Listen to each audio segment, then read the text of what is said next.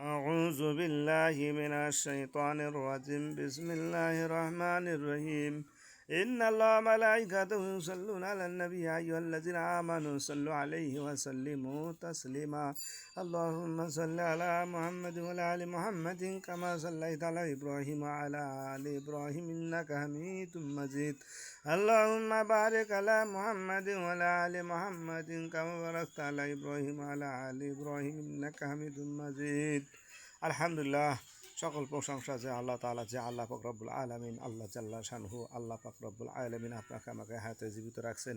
এই সময় কত মানুষ হাসপাতাল মেডিকেলে এবং সিঙ্গাপুরে এবং বিভিন্ন দেশে মাদ্রাসে কত জায়গার মধ্যে এই সময় মানুষ অসুস্থ হয়ে পড়ে আছে। রংপুরে আছে, ঢাকাতে আছে, বিভিন্ন জায়গার মধ্যে আছে, বিভিন্ন ক্লিনিক মেডিকেলে আছে, আর জেলখানায় আছে এবং কত জায়গার মধ্যে গুম হত্যা হয়েছে, কত কি হয়েছে। আর আল্লাহ পাক রব্বুল আলামিন আপনাকে আমাকে সুস্থ রাখছেন। এই জন্যে যারা ভিডিও দেখছেন আর যারা শুনতে আছেন এবং সকলেই বলি আলহামদুলিল্লাহ। আজকের মূল বিষয় আলোচনা হবে গাভীর দুধ নিয়ে। একটা গাভী দেখেন, গরু নিয়ে আলোচনা হবে। একটা দামড়া গরু যখন খাবার, ষাঁড় গরু অর্থাৎ ষাঁড় গরুটা যখন খানা দিনে ভালো দেওয়া যায় তখন সুন্দর করে ষাঁড় গরুটা কিন্তু চেহারা হয়ে আমরা বিক্রি করি। কোরবানির সময় বিক্রি করি, সবসময় বিক্রি করি। মূল আলোচনা হলো যে এখন গাভী গরুর দুধ, গাভী গরুকে ভালো খাওয়ান দেন, ভুসি পল ছাটি যেটা দেন, ঘাস দেন, ইত্যাদি জিনিস দেন, আনাজের চাল, বিভিন্ন রকমের খানা দিলে কিন্তু গাভীর দুধ ভালো হয়। কিন্তু এই দুধ আমরা সেবন করি, মুসলমানেরা এবং সমস্ত জাতিরে এই দুধ সেবন করি। আসলে গাভীর দুধটা কোথার থেকে আসলো?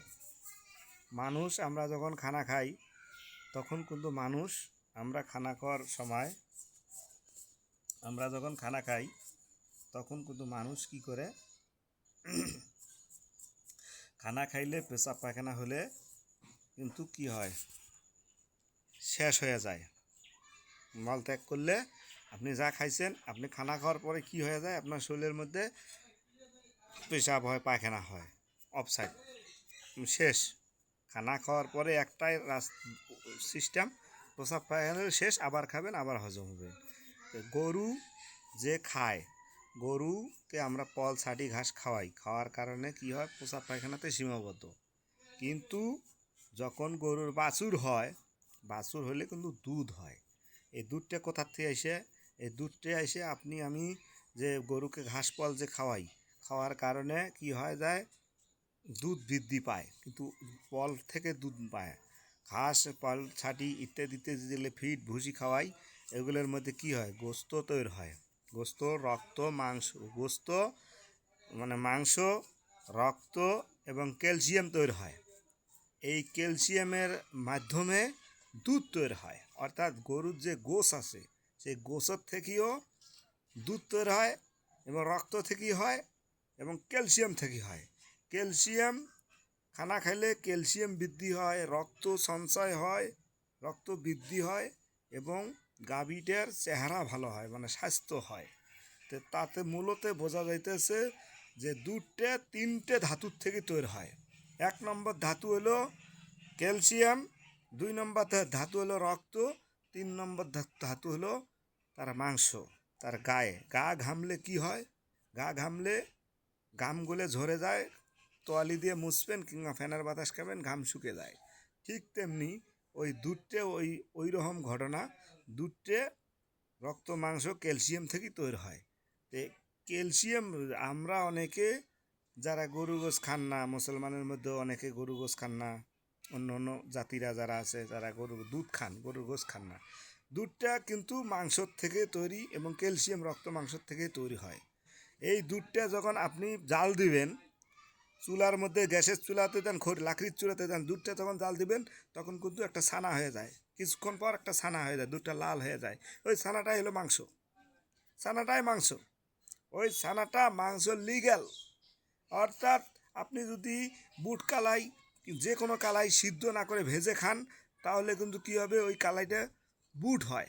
ভাই 10 টাকার বুট দেন, 20 টাকার বুট দেন, বিটটা আস্তা বুট খাওয়া যায়, কিন্তু বুটটাকে যদি সেদ্ধ করে খান তাহলে কিন্তু ডাইল হয়ে যাবে। ঠিক তেমনি ওই রকমে মাংসকে যদি গলিয়ে আপনি যদি গলায় খান, মাংস জাল দিতে দিতে গলায় ফেললেন, মাংস তো ডাইল হয়ে যাবে। ঠিক তেমনি দুধটা যে বের হয়ে যায়, ওই মাংসের থেকে বের হয়।